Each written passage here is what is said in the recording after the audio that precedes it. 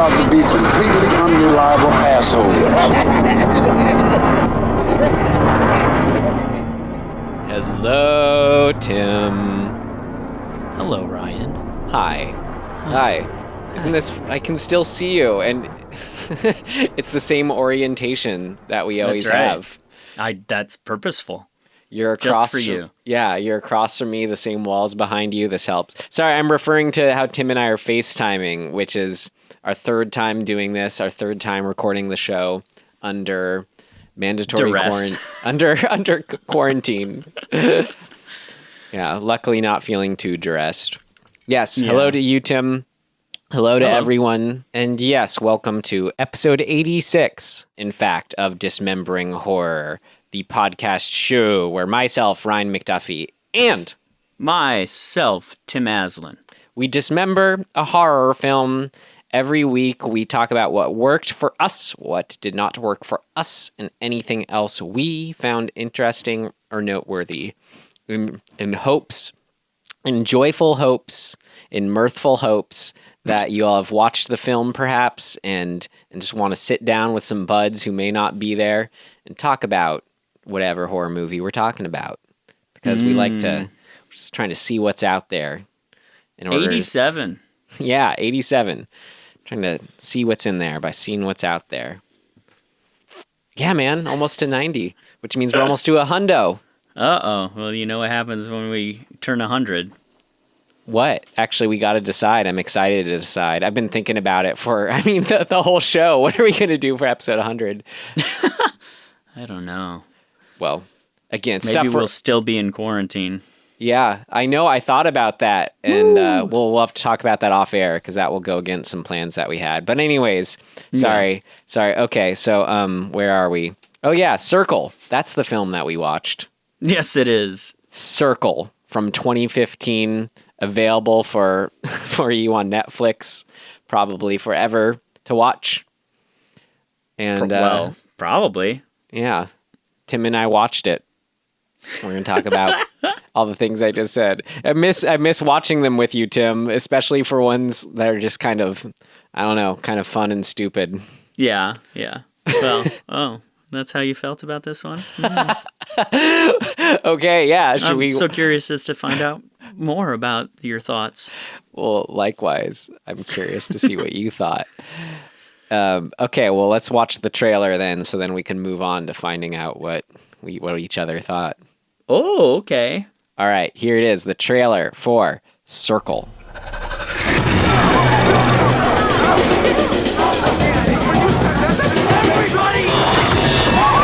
Everyone freeze! Oh my God! They can see if we move.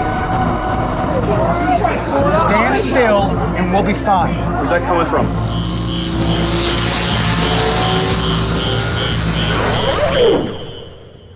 Okay, now. What the hell's going on? They're killing us. No, it's not them. Are you guys seeing this? Look at your hands. When you move them, it changes the floor. It's a vote. They're killing whoever gets the most votes. It's us. We're choosing who dies. Circle this summer. Not sphere, not triangle, but circle. Oh, Sphere. Remember that movie? Yeah, I do. You know, I just watched The Core, which I think came out around the same time as Sphere, and I always got them mixed up. Shit. All right, well, if that's what you think of The Core, Tim, I want to know, what did you think of Circle? Would you tell yourself per our rating system to avoid it, stream it, rent it, or buy it, and why? Well, I would stream it because that's what I did. And I think, you know, I think it's a cool kind of conceptual experiment to do, like as a story or whatever, but like I enjoyed the idea and mostly the execution. And I think it's an interesting kind of exercise. But I don't think it's feature film worthy. Well, in this particular sort of one room ensemble cast thing, like, it felt like it could have just been a short film and it would have been just as good, if not more enjoyable.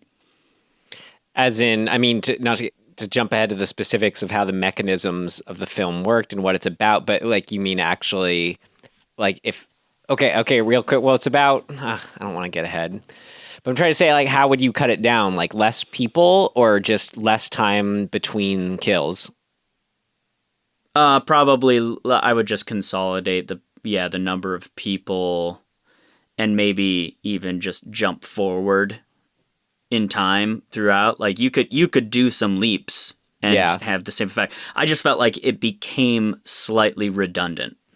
I agree with you on it. And so, like, as interesting as the kind of the premise and the conversations that are being had and the logic and the sort of, philosophical debate that the movie is presenting, like, I think that's all cool, but maybe not for an hour and a half.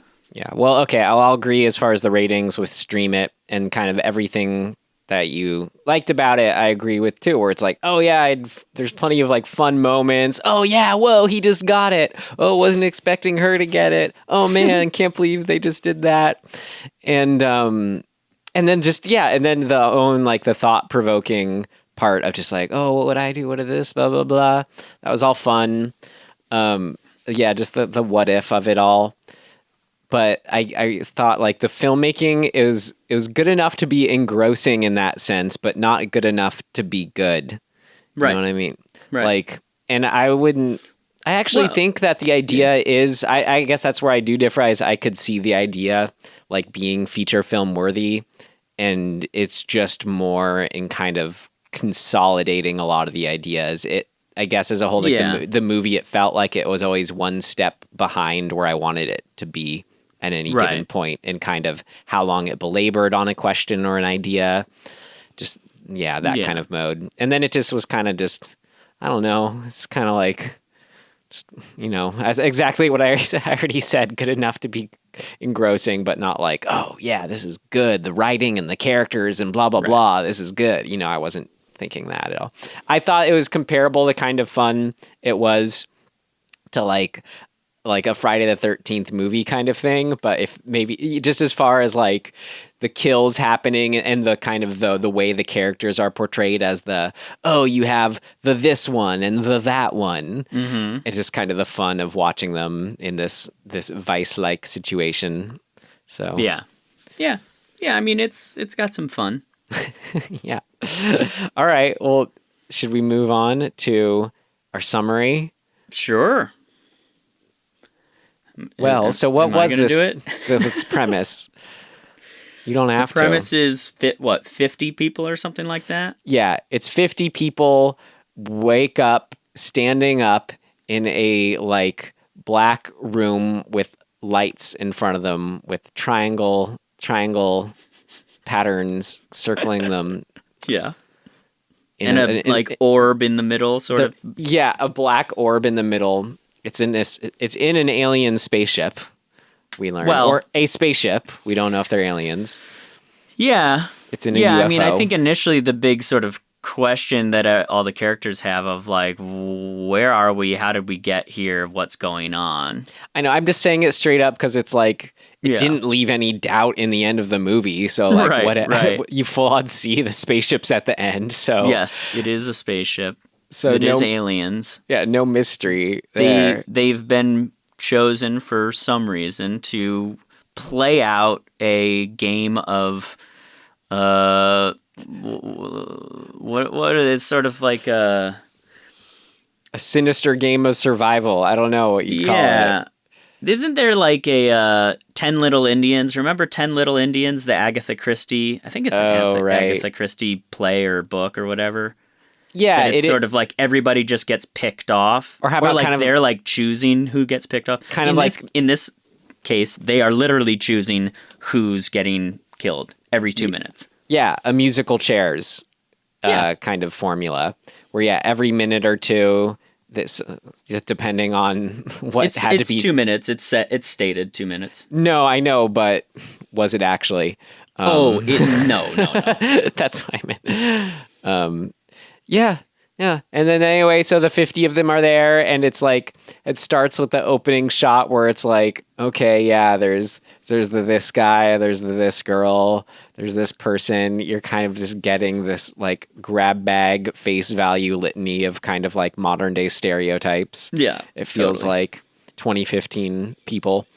Again, They, comparable. I wonder if they did this, if they actually did this, but it did feel fairly demographically representative of the U.S. Oh, and yeah, it's specifically set in Los Angeles too. Funny thing. Right. The first place that we hear is, I was just in Glendale. yeah, that's right. Funny. Yeah, so there's sort of a pretty clear like demographic breakdown of like, there's 2 Asian people, there's 6 African American people, there's 15 white people, and then there's sort of smatterings of whatever here and there. So it actually did feel like they may have tried to get a close percentage representation. Yeah, and then there's an age representation as well, right? There's a little girl all the way up through a fairly old. I think the oldest person is an old man. It is pretty funny though, where it feels like statistically just the representation just rings to and feels close, but then within it, as far as it doesn't matter what race they are or whatever. It's like they aren't really good people portrayals within. Right. Well, yeah, they kind of lean in on the. They're painting with large strokes. Very, very large strokes. And anyway, they all get exactly what we expect to happen happens. They kind of all die off one by one. If there's a tie, they might get killed at the same time. Someone might sacrifice themselves and step out. That happens a couple times. Yeah. And we kind of just sort of just run down a list of kind of feels like almost topical 5 years ago now, more so things of just like, yeah, okay, but we're over it now as far as, I don't know, digesting and learning from it.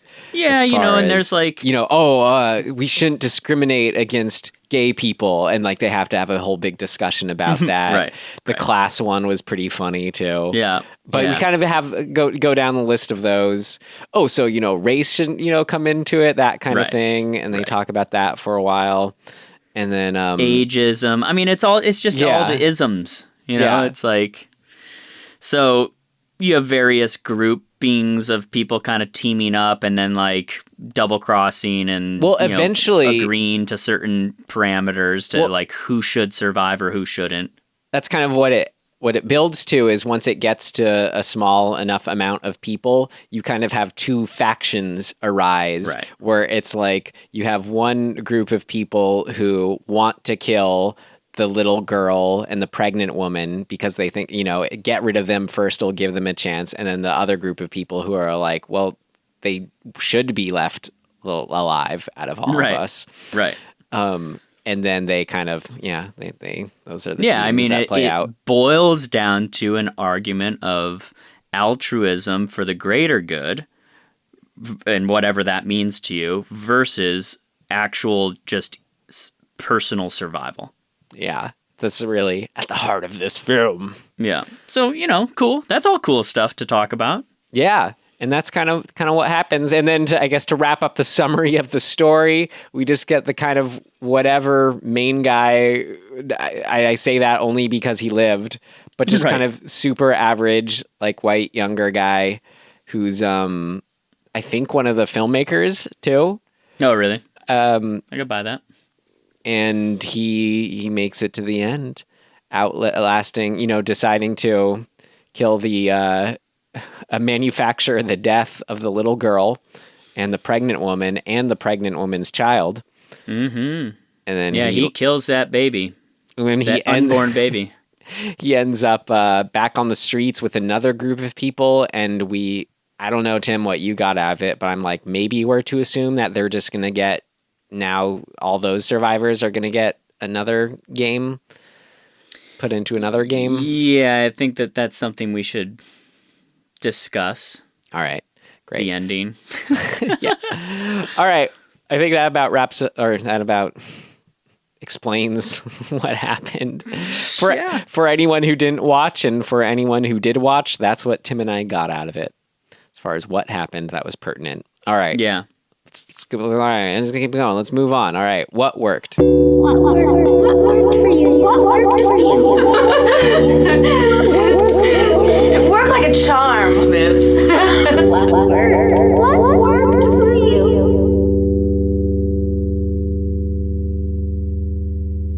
I mean, it was fun. Like I said, the Friday the 13th way where, and then, to go further with it, how my own biases, were brought out. But like the first one where the guy, he just like, to me, just seemed like so hateable. He's the younger guy. And he says, "Oh, okay, everybody, well, we can go about this a certain way." And he basically says, let's just get rid of the 6 people who are old. Like, Right. That guy sucks. right. And then, yeah, but then like to see him then get killed out was just so much fun in that Friday the 13th way, where it was Right. like the one of those surviving old women. She's just like, "Fuck you," which is apparently improvised.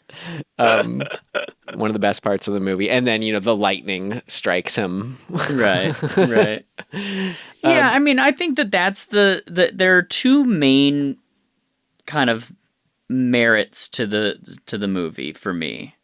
One is just the conversation and like as a viewer, your interaction with yourself in contemplating all of these things that are brought up. Like,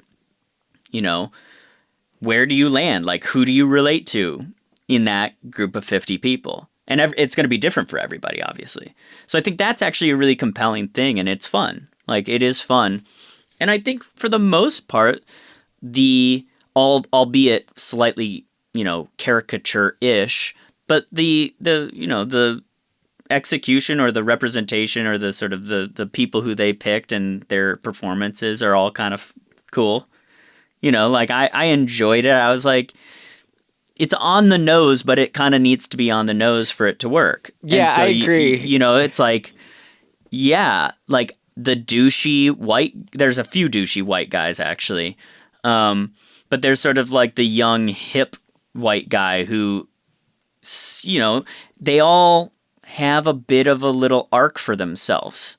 And that's cool. Like there's the one guy in the black blazer who like turns to the quote unquote, her actual character name is Pretty Girl. And he starts to manipulate the group by being like, "Where do I know you from? Oh yeah, aren't you an actress? Oh no, I know what it is. You're in porn." And it's just, he's just making shit up. But it's like watching people try to figure out how to like survive and how insidious they'll get to do that is very fun. Yeah. And then watching the people who you think maybe it's all tactics, right? Have you ever, you and I have played Secret Hitler before, which is a board game that basically is this thing. It's like you're pitting people against each other to like win the game. And it's like Mafia does the same thing if you've ever played Mafia. Yeah. There's lots of versions of this. And to me, that's the fun of the movie, and it is working in the movie. Totally. I agree. And it's hard because when you're talking about, I am kind of conflicted because like, you're right. When it is at this kind of, I don't know, when this kind of conceit, like a way that is fun is that it's sort of Friday the 13th level, caricatures portrayed, like use those broad strokes, those large swaths. It is a kind of fun, but then it is just, there's that part of me too, where I don't know, you're going to hear me kind of going both ways, I guess. But like, I don't know. I just have another take in mind that it could be, where this premise is so cool. I want to have my cake and eat it too. Where sure, it's just a different movie. Where yes, to absolutely to just approach this more like straight faced, realistic, trying to like, I don't know, just however else that approach would be. Where it's like it's really easy to make fun of this movie in the way of how the characters are portrayed, but at the same time, it's like totally works for what it is, Well, and that's my feeling too. It's like the version of this story that they chose to go for was the one where everybody actually is the stereotype. Yeah. Right? And that's fine. They were consistent about it. Yeah. And I think that's important too. It's because if they got inconsistent with it, it would fall apart. Yeah. And so, it's smart of them to make that decision where they go, okay, here's the deal. Like, everybody is a little two-dimensional. We're going to put you in this box. Like, the cop is going to be a right-wing sort of Fox News guy, and who has a specific point of view, but ultimately falls into a pretty standard box of cops. It's like, obviously not every cop is, super conservative and, whatever.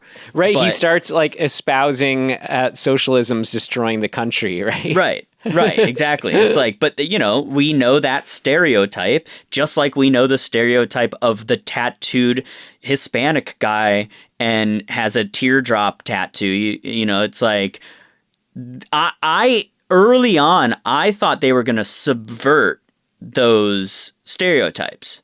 Yeah. And I was like, ooh, that'll be interesting to watch. And then they didn't. They were like, no, we're sticking with it. We're going to say he actually is a quote unquote, whatever thug who beats up his girlfriend. Right. And and he admits it. And so you go, okay, it's like, the rich, older classism guy is a banker. Yep. You know what I mean? It's like they lay it on 1-to-1 and they stick with it. And that's cool. Yeah. Because then you get to see those stereotypes espouse their specific point of view. Yeah, exactly. And it still allows, because every other stereotype is in the room, you get to have the debate from those stereotypes' point of views. And that's great. They're consistent. Yeah. So I think that works. I would like to see the other version where you go, okay, man, like this, just because this guy visually represents a thing, let's see him subvert that stereotype. There's not a whole lot of that. Nope.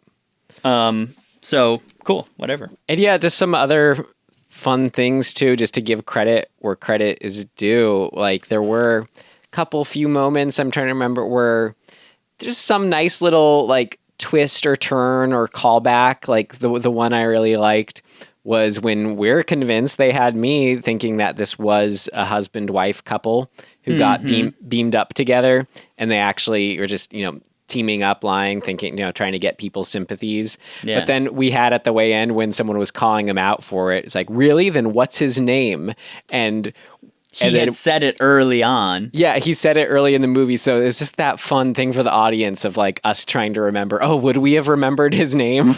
Yeah, totally. No, I like all of that. I mean, anytime you get somebody who really sort of states their case for whatever they're trying to achieve, usually it's them surviving, but sometimes it's them being like, no, we have to like do the right thing. And it coming down to the ticking clock continuously of like, okay, here we go. We're going to get a decision. Yeah. And then, occasionally somebody, you think it's going to be the person who is just mouthing off, and it ends up being the person next to them. And those little moments are quite fun.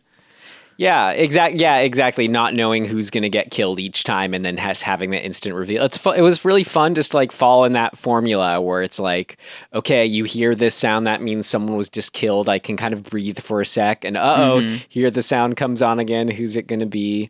Right. It was fun too, just as a I don't know, as a plotting structure, I guess, just to have like, just kind of in the screenplay, I don't want to say lesson, but like, just idea of just an active ticking clock where, I mean, really good example for that. It was really fun to see when the transition kind of took place and you almost didn't even notice it, where it feels like, throughout it, oh yeah, a lot of people are still here. Then before you know it, all of a sudden there's, I'm kind of looking around. Oh man, we're starting to get down to it.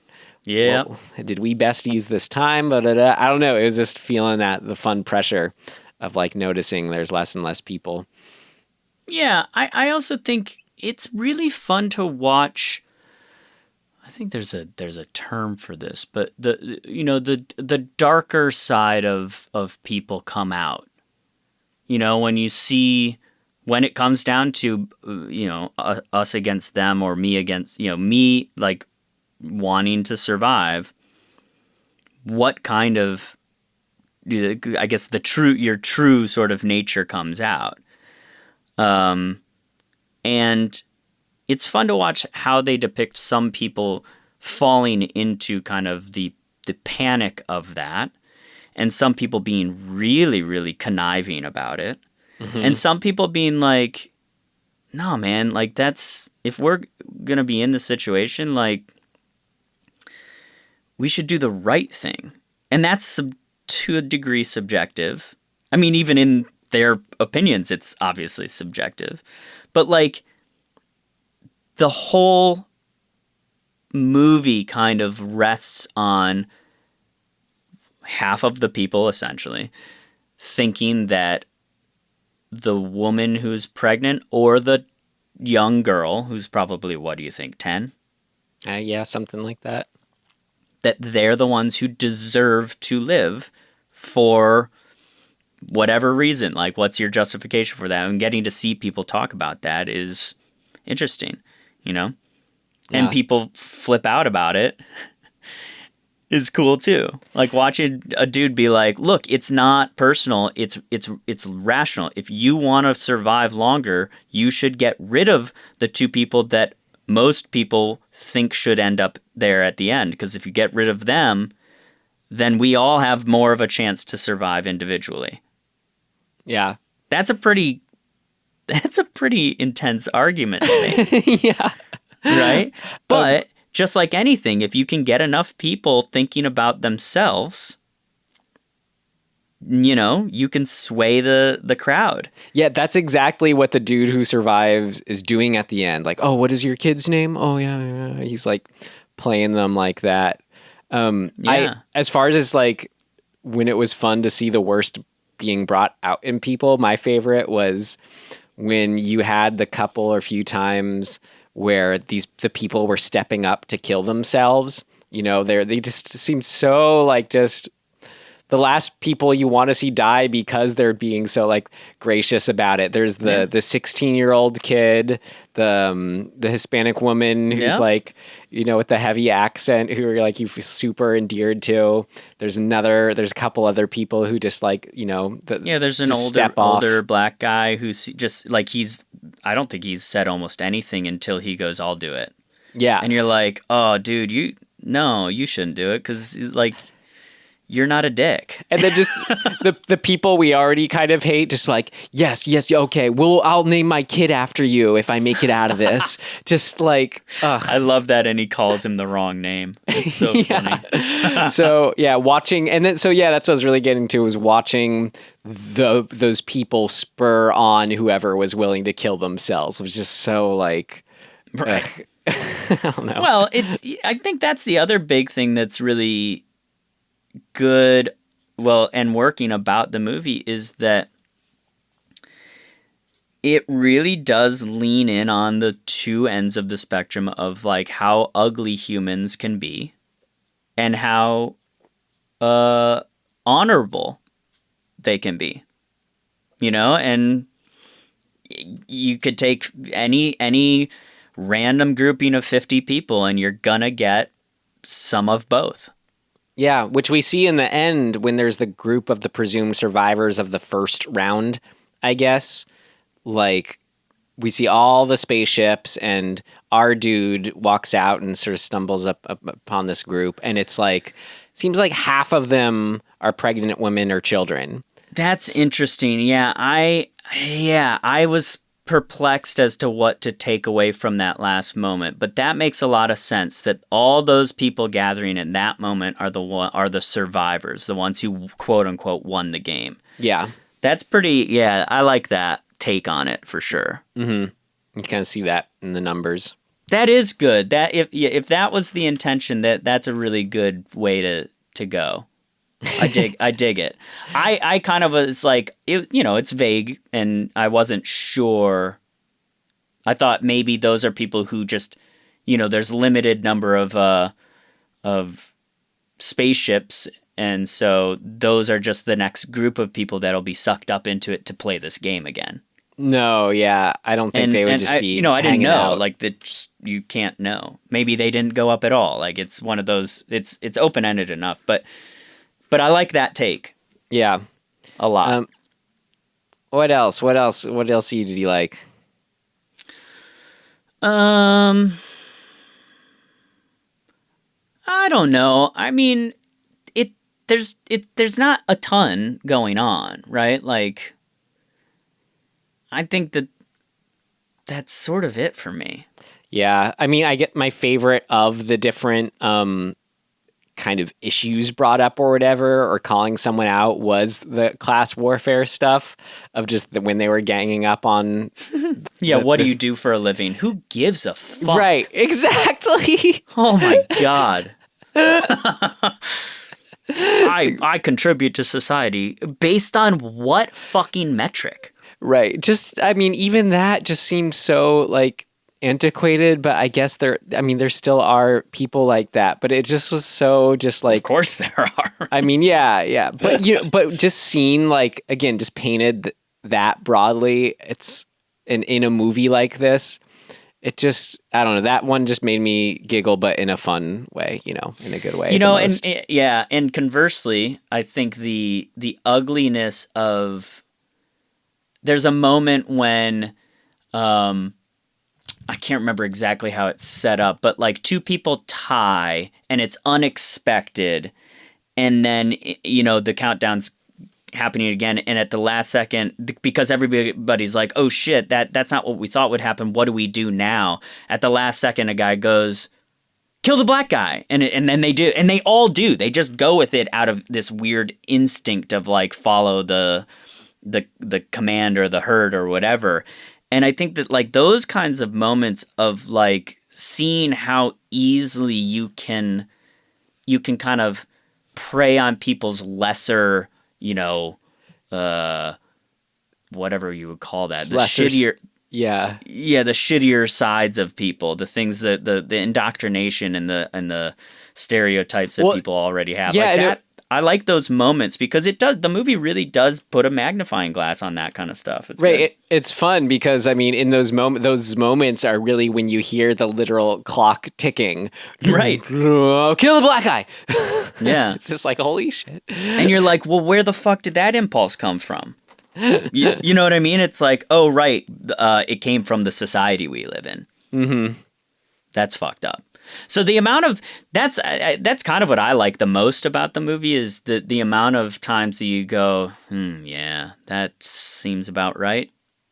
Yeah, that's a bummer. And in the spirit of what this kind of movie was, just to like, where you get these characters who are supposed to be feeling a certain way about them, and then when there's the tie and they get locked in that beam, where it's right. just like, I don't know, just something, straight out of After Effects, just looking. It was just funny. It's just like stupid and funny. I just got a kick out of like seeing them trapped and I don't know. Yeah. Anyway. All right. Should we move on? Yeah. All right. What did not work? It's not ready yet. Seems to work okay. No, something important's missing. What did not work?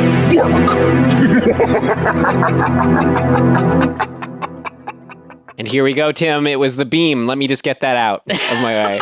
You did it. I just had to do it. It'd been a while. Where also what did not work for me was that beam just looked so stupid. It like took me right out of being able to watch it as a movie.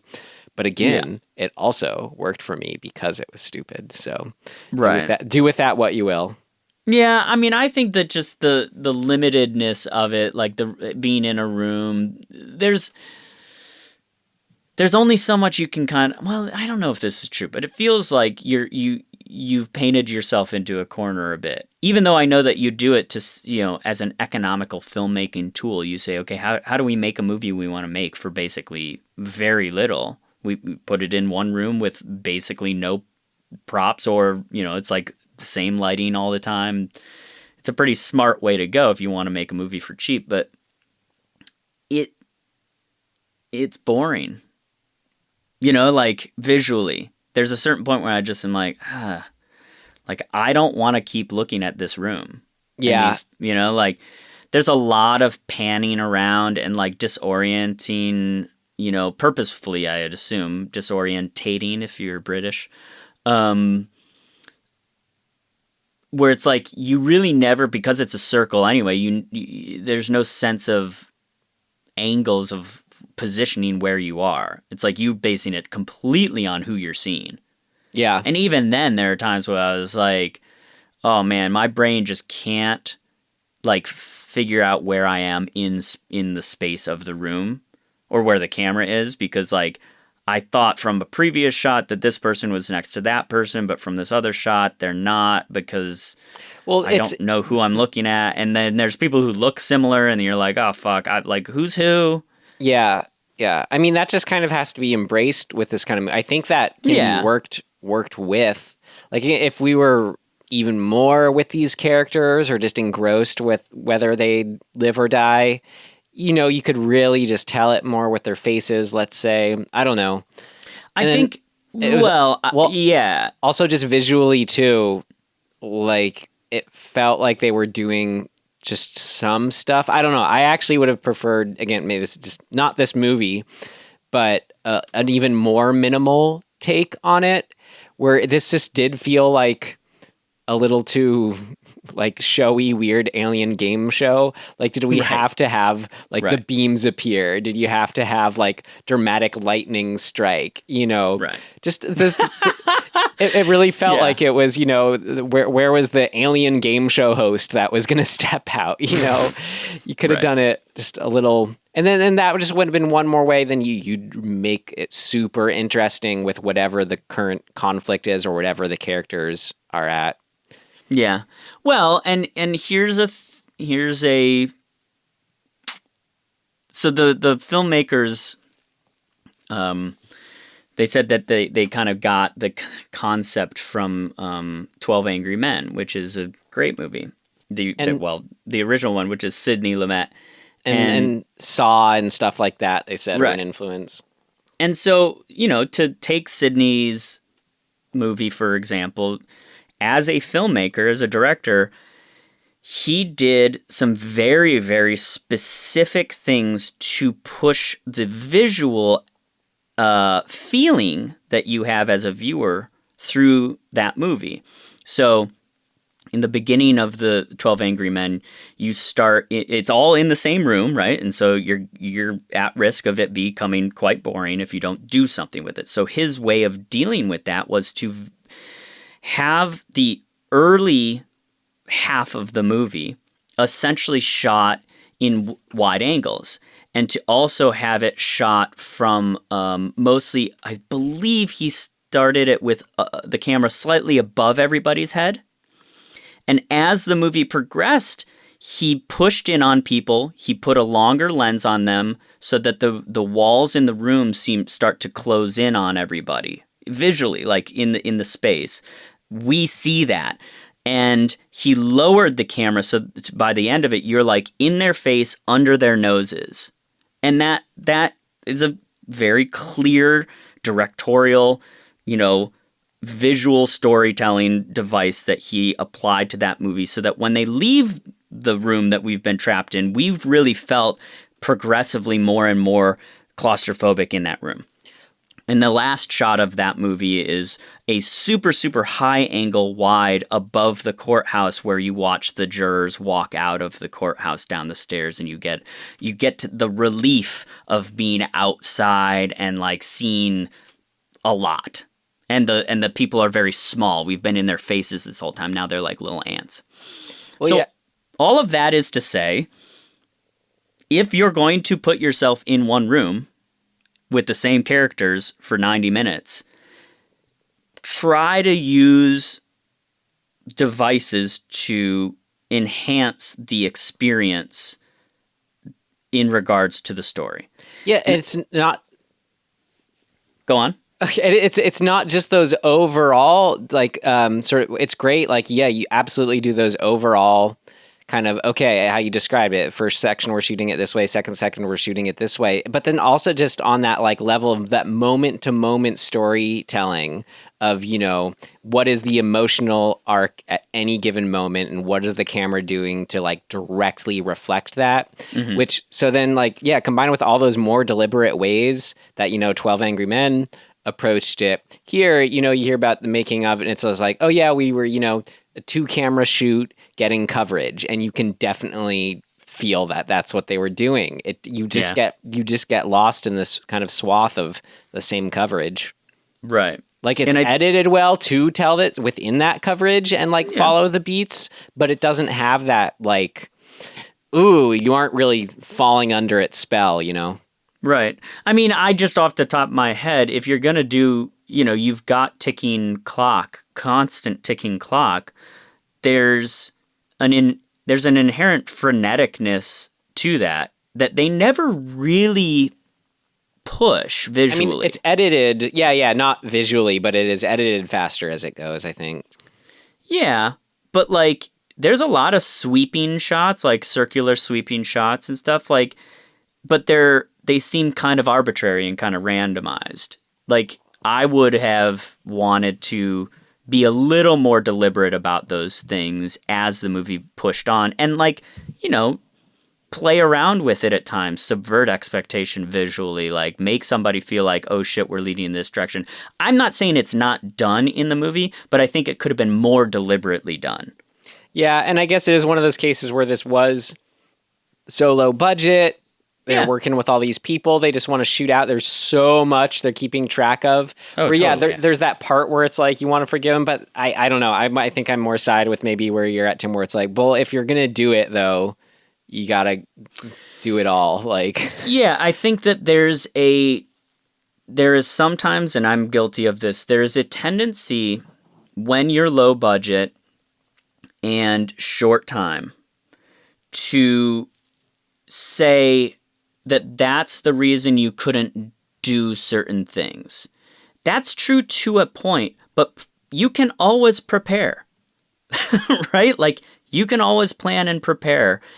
You don't have to, well, until you set a deadline for when you're actually shooting, all you have is time to make these decisions. Right. So, they could have, you make that broader decision to, okay, we aren't going to shoot 2-camera. We're going to really try to find a way to make the shooting style evolve and follow the moment to moment beats.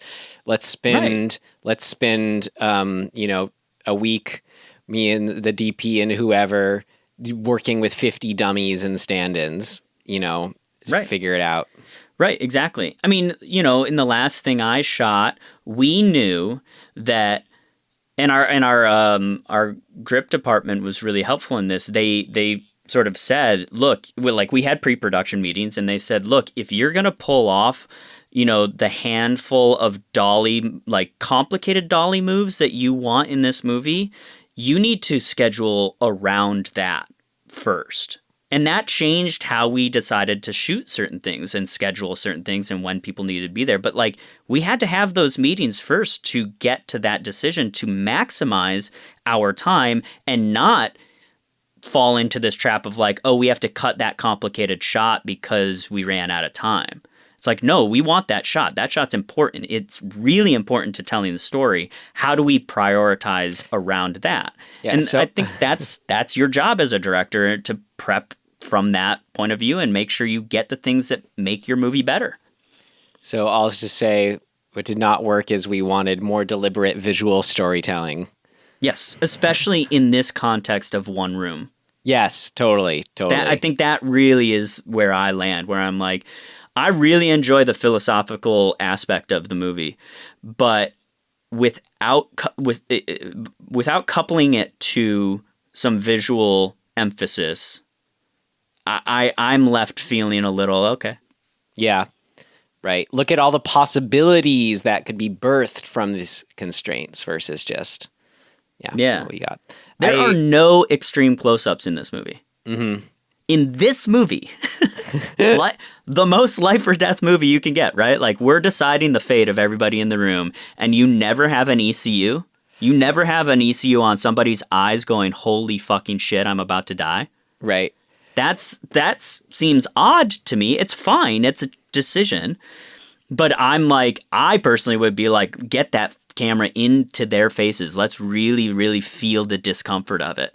Well, if that's I completely agree with it. My main gripe was still like kind of what I already said, where it just at any time it felt like a step behind where I wanted it to be at, where it was like they like start talking about something and I'm like, well, what are you doing taking this whole like 2, rounds to talk about it? Yeah. And like talking a whole segment about, putting down a porn star or spending like all this time just asking someone how old they are. It was that was just all specifically so frustrating to me.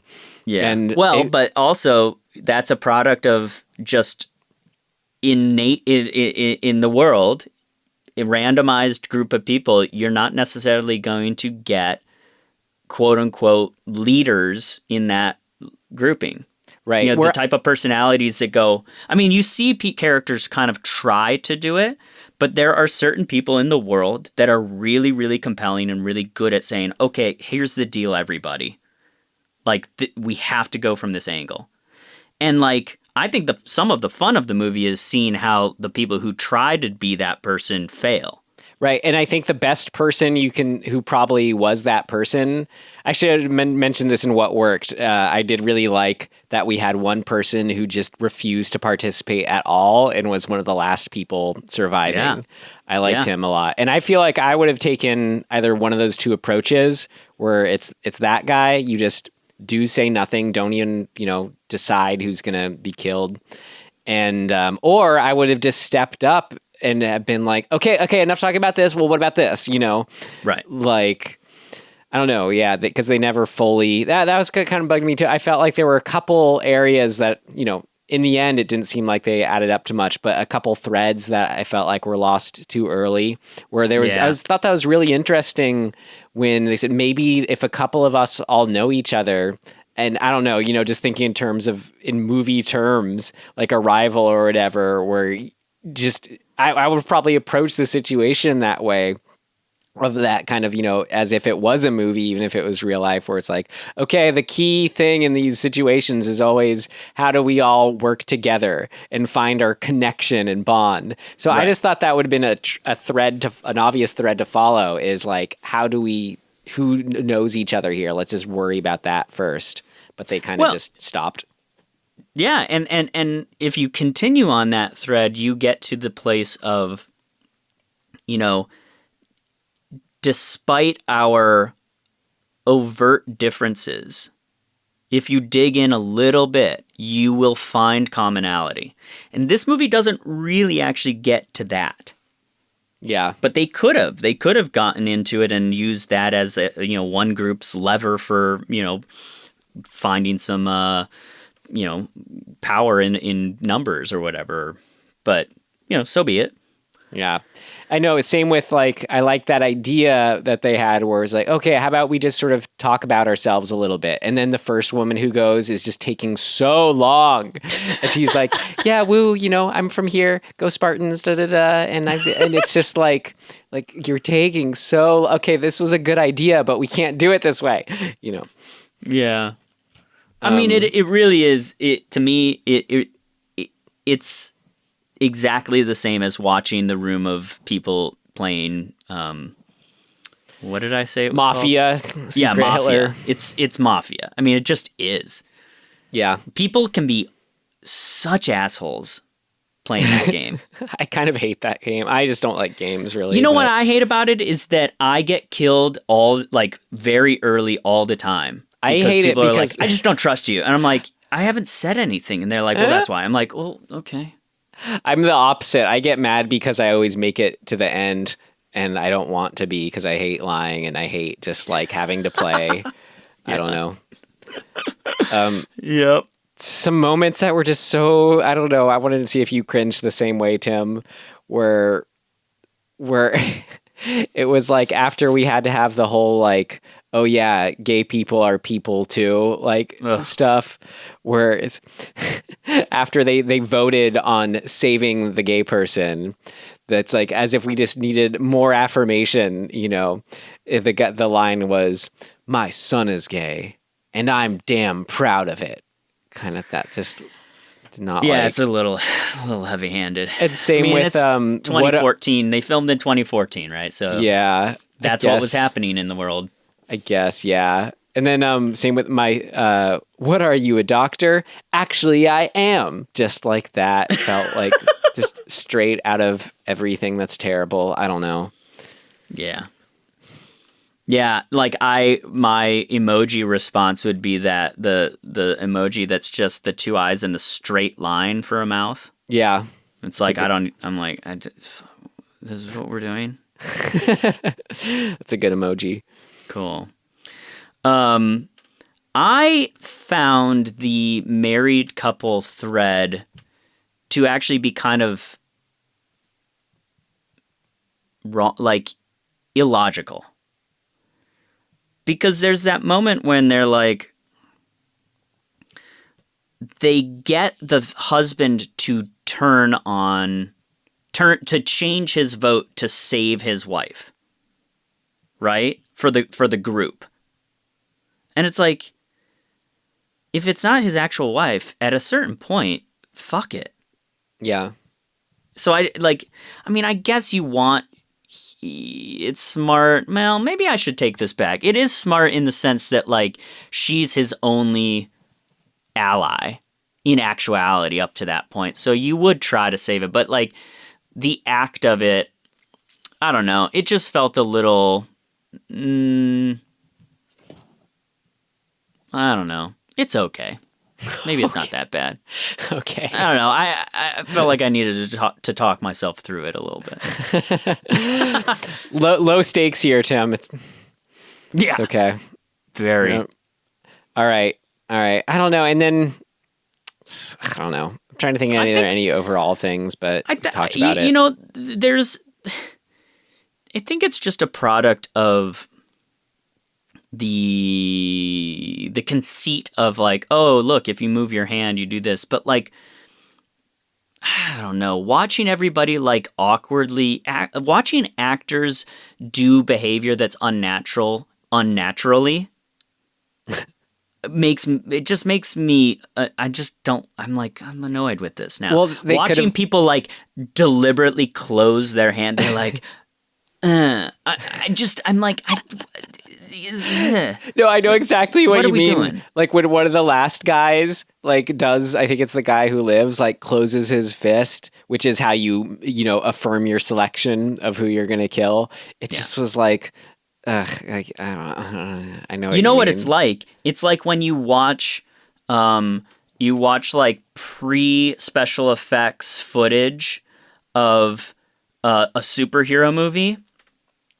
And you don't have the special effects of like, maybe they're making magic with their hands, and like in post, you like in the final product, you'd have like all of this cool special effects around their hands, but you see them just like gesturing like this better work, and then it looks super goofy and weird because you don't have this special effect.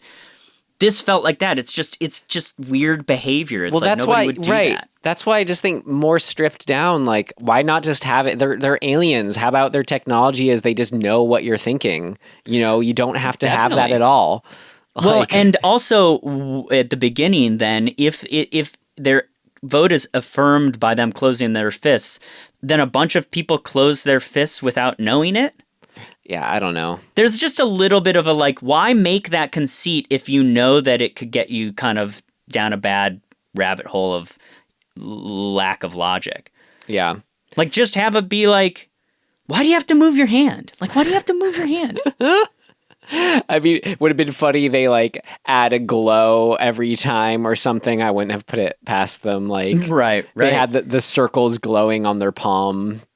Like, to me, if you were going to do it and it's just like, it's just in their heads, It's just a thought. Yeah, that's actually cooler to me, because then it opens up this realm of like, the Stay Puft Marshmallow Man, where it's like, you could tell somebody to clear their head all you want, but like thoughts pop in. Yeah.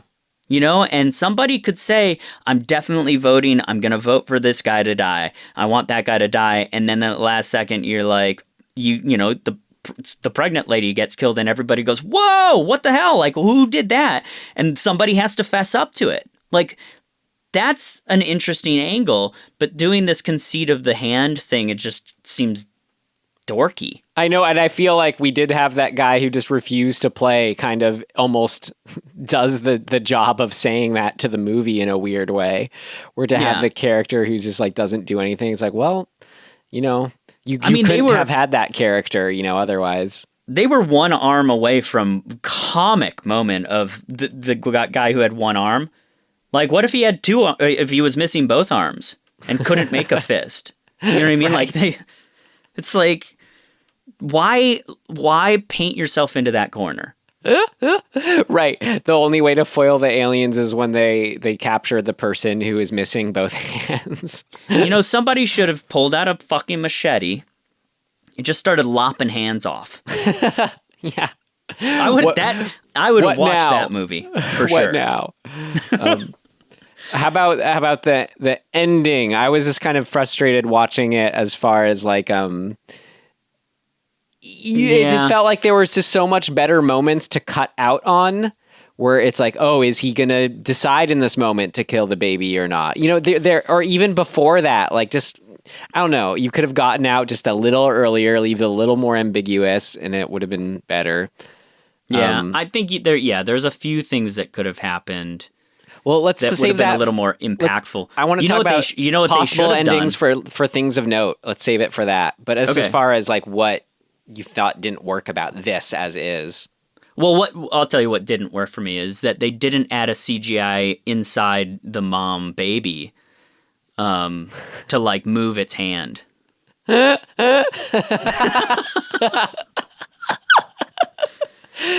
should have gotten the people who did the CG baby for Inside. That's right. To do it. They probably could have just grabbed that footage. Okay. Well, any major other things that didn't work, or can we go to things of note? No. I was gonna say that I thought the guy who ended up being the final guy, like it borderline doesn't work that's the lone survivor, but it's fine. It makes sense. I mean, we watched it play out. It was right. Just how it went. Okay, move on to things of note. Things of note! This should be interesting.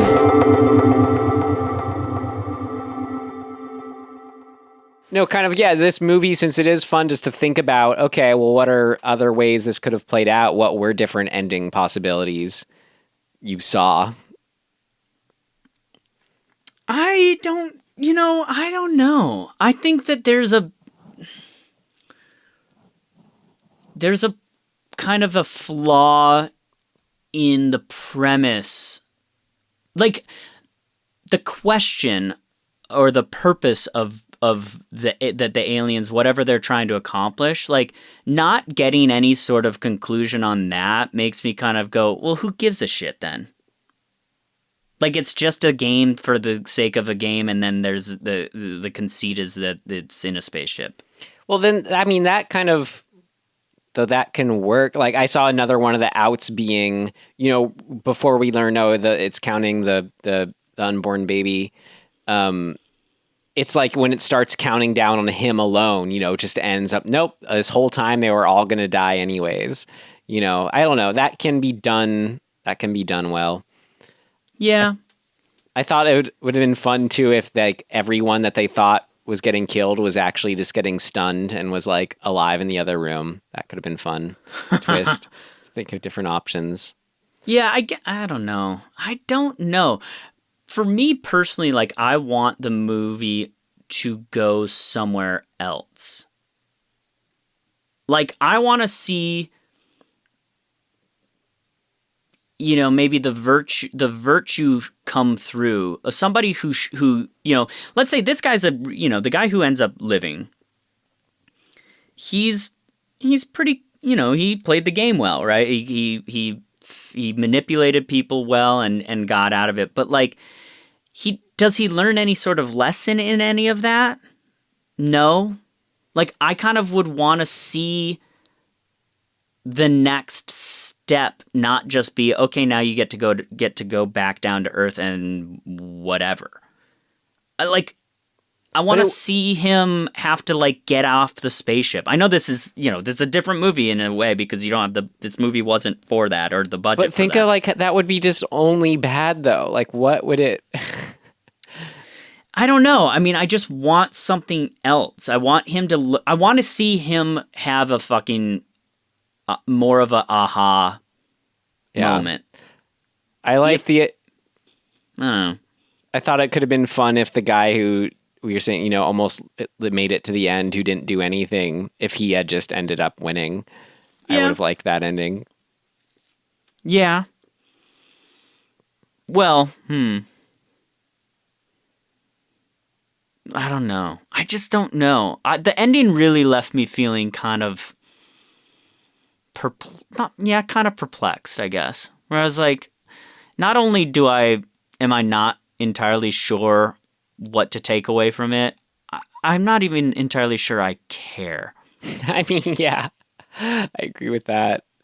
Like, you really get to know, if you're going to spend 90 minutes with a group of people, I think you need to get to know a smaller amount of them much better to care. Or you kind of, I mean, yeah, I don't know. You can still make it something else and make it work for that, just as long as you take that into account. Or it just would have been the kind of movie where it's just better characterizations consistently, or almost feeling, for more of them more naturally. Like you didn't necessarily have to spend more time with them. Yeah. I just had a thought. So what happens if the baby is its own, player? If the mom had won, then the baby and the mom would have had to go against each other. Yeah, so it would have been the mom choosing to kill her baby. That's way more interesting. Mm-hmm. I'd watch that. Yeah. And go, holy fuck, that's actually dark. That's pretty deep and dark, as far as the only reason she made it was because to make the baby survive, and then in the end she just decides to kill the baby. Right. Because she has to, because the baby can't decide. Right. They'd both be dead. Some specifics about the game I wanted to ask you, Tim. Okay. Do you think that everybody who is in the back row had an advantage? I mean, sure, yeah. Well,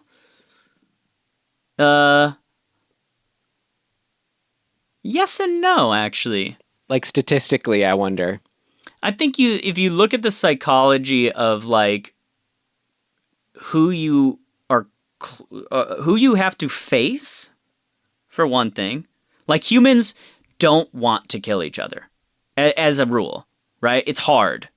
Even soldiers. It's hard. Like that's why soldiers get the like humanity drilled out of them in the lead up to going to war.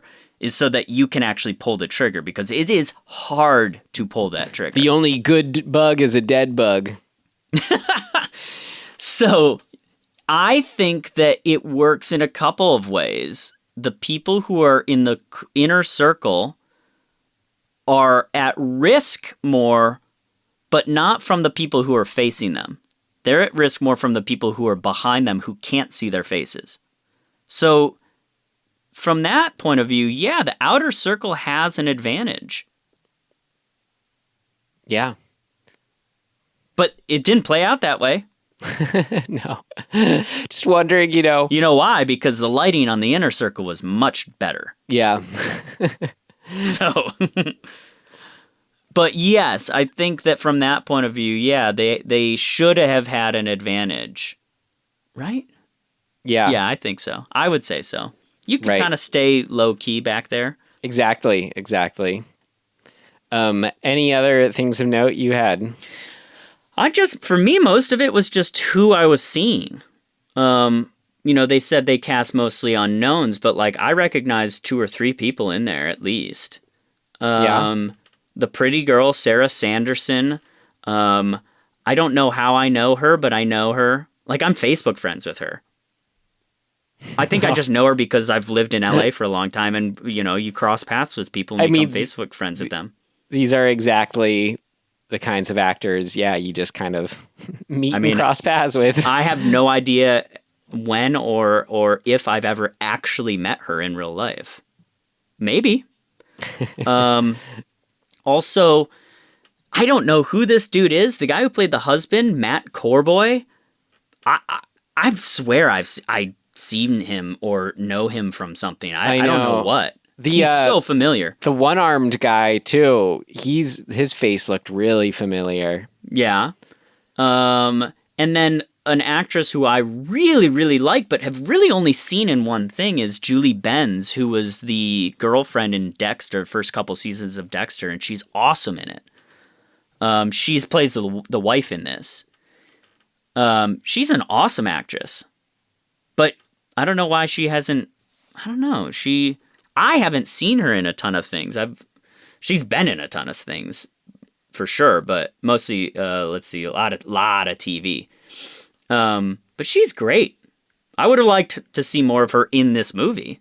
But she had some good moments. Like they gave her some time, but a lot of the other faces just were sort of familiar faces. Anyway, but those 3 in particular, I'm like, I know those people, not personally. Well, sort of, but not really. Well, I wanna let's put another circle around this circle, Tim. Okay. We another one for the books until its sequel, Square, or Parallelogram, or Rhombus, Hexagon. Yeah, we'll be back for that. But no, yeah. Let's. I want to hear if you got any recommendations for this week. Well, okay, so I do, and the reason I am recommending this specifically is because of the aspect of this movie, the circle of the ticking time bomb, like the countdown clock. I like that. I love stuff that deals with that. So the one of the best episodes of television that I've ever seen is an episode of the new Battlestar Galactica series that started in 2004, not the OG. Oh, the Edward James Olmos one? Yes. And the first episode of that reimagining, or whatever you want to call it, is called, I think it's called 33 and a Third or something like that. But it's the first episode. I'm pretty sure it's the first. I'm almost certain it's the first episode. I'm pretty sure it's called 33. The reason it's so good, and the reason I think it's called 33 and a Third, is because in the episode, they have to jump, through space, right? Like I forget what the device is called or whatever, but they have to jump from one place in space to another to get away from the Cylons, the bad guys. And normally, I guess, you can do that once, and you have quite a long period of time before the Cylons find you. But in this, it's just called 33, excuse me. The episode's just 33, and it is season 1, episode 1. You could literally watch this episode and nothing else, and I think it'd be totally worth it. And having said that, I actually don't want to explain anything else. You should watch it. Just watch that one episode. It's so good. It's so suspenseful. You liked it better than The Circle? Way better. Okay, cool. Like I would buy this episode of television. You can. It's that good. This wasn't quite a buy it for me per our rating system, but just looking at what I've been watching, been catching up on 2019 movies. Shia LaBeouf's Honey Boy. I thoroughly enjoyed that one. That lived up to its critical acclaim, I thought. It's just tour de force performance by Shia. I'm kind of wishing I had watched that last night instead of Joker. Oh, I really like Joker, really. Yeah, I just couldn't get into it. Man. Well, we already talked about it. I recommended Dead Joker when it came out. I thought it was great. I'm not saying it's not good, but it wasn't for me. Mm-hmm. It just didn't. I was like, whatever. But yeah, I want to see Honey Boy. It seems interesting. A couple of people have said they want to know my opinion on it, and I'm like, I find that interesting when somebody wants to not tell you what they thought until you've seen it, so you can tell them what you thought. Because they trust you more than them. I don't know. I don't know if that's the case. I think they just don't want to like spoil it or like influence my viewing of it. They don't want to. That usually seems it's like where they want to like it, but don't know if they maybe like totally actually do. I get it. I feel that way. I mean, I'm kind of that way with myself. Like when we, a movie that I end up loving, I have to talk with myself about it for a while, Sure. before which is. Yeah. All right, cool. Well, I want to find out our first hat pull from our new round of our new round. Here we go. Yeah. Our new hat pull entries. There's a lot of these, what I noticed when I was making them, a lot of them are recommendations from people we know or just people out there, which is awesome. So this round, I think we had maybe 6 or so in the last 80 some odd movies that people we knew were like, please do this. This round, I don't even know how many are in this grouping. It's a lot. At least half of them were requested by people. Oh. 2000 Maniacs, 1964, submitted by Nick Totti. Great. I'm looking forward to that one. Did I say that right? Totti. Totti. Yeah. I think that's a Herschel. I almost dropped it. I think that's a Herschel Gordon Lewis movie. Okay. Cool. I've never heard of it, so cool. 2000 Maniacs. I think that he told me the premise, and that was just, it's one that he requested. And I'm like, oh, yeah, that sounds good. So cool. Sweet. Great. In the meantime, you can find us here at dismemberinghorror.com, wherever podcasts are found. We got a Gmail. We got a Gmail Gmail address. us, yo. Gmail us. Gmail us, dismemberinghorror. And we got an Instagram and IG. We got a TWT, that's a Twitter. We got all that good stuff. Anyway. It's so true. Anyway, and we ask if you enjoy the show, please tell a friend, a like-minded friend. We hope we're